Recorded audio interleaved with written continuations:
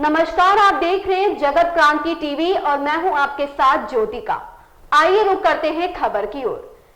फरीदाबाद में आज सांसद दीपेंद्र हुड्डा और यूथ कांग्रेस के राष्ट्रीय अध्यक्ष वीवी श्रीनिवास और प्रदेश अध्यक्ष उदय भान की अगुवाई में मशाल यात्रा निकाली गई। इस मशाल यात्रा में बड़ी संख्या में युवाओं ने भाग लिया।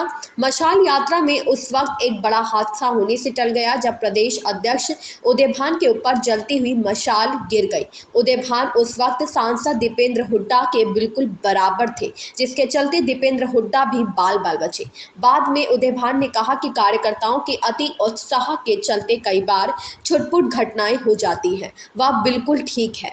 इस मौके पर सांसद दीपेंद्र हुड्डा और बीबी श्रीनिवास ने कहा कि भारतीय जनता पार्टी की सरकार लोकतंत्र पर लगातार हमला कर रही है। अडानी के मामले में राहुल गांधी द्वारा पूछे गए सवालों का आज तक भारतीय जनता पार्टी ने जवाब नहीं दिया है। वहीं भारतीय जनता पार्टी जेपीसी बनाने की मांग से भी भाग रही है। उन्होंने कहा कि जनता सब देख और समझ रही है और चुनाव आने पर इनको सबक सिखाएगी।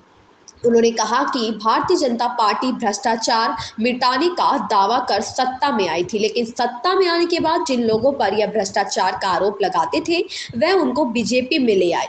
पूर्व विधायक कुलदीप बिश्नोई का नाम लिए बिना निशाना साधते हुए उन्होंने कहा कि आदमपुर के एक नेता पर पहले भ्रष्टाचार के तमाम आरोप लगाए जाते थे, लेकिन अब जब से वह बीजेपी में शामिल हुए तब से सभी आरोप खत्म हो गए हैं। उन्होंने कहा भारतीय जनता पार्टी के पास कोई ऐसी तकनीक है जिसके चलते भारतीय जनता पार्टी में शामिल होते ही तमाम आरोपों से व्यक्ति मुक्त हो जाता है। मशाल यात्रा का आयोजन यूथ कांग्रेस फरीदाबाद के जिलाध्यक्ष लखन सिंगला ने किया था। इस कार्यक्रम में विधायक नीरज शर्मा, पूर्व विधायक ललित नागर, पूर्व संसदीय सचिव शारदा राठौर, पूर्व विधायक रघुवीर तेवतिया, वरिष्ठ कांग्रेसी नेता लखन सिंगला समेत तमाम कांग्रेस के नेता शामिल हुए।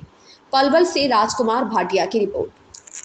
आप सबके बीच में भारतीय युवा कांग्रेस की पहचान और देश में एक संघर्षशील युवा नेतृत्व हमारे भाई श्रीनिवास जी पहुंचे हैं।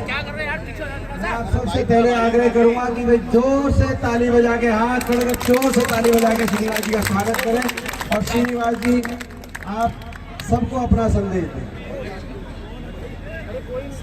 सभी साथियों, आप सबको पता है यूथ कांग्रेस के तरफ से कश्मीर से लेकर कन्याकुमारी तक जो मशाल जुलूस रैली लोकतंत्र बचाओ, क्यों लोकतंत्र बचाना है इस समय में, आप सबको पता है जो सरकार ने किस तरीके से राहुल गांधी जी का जो सदस्यत्व डिस्क्वालीफाई किया।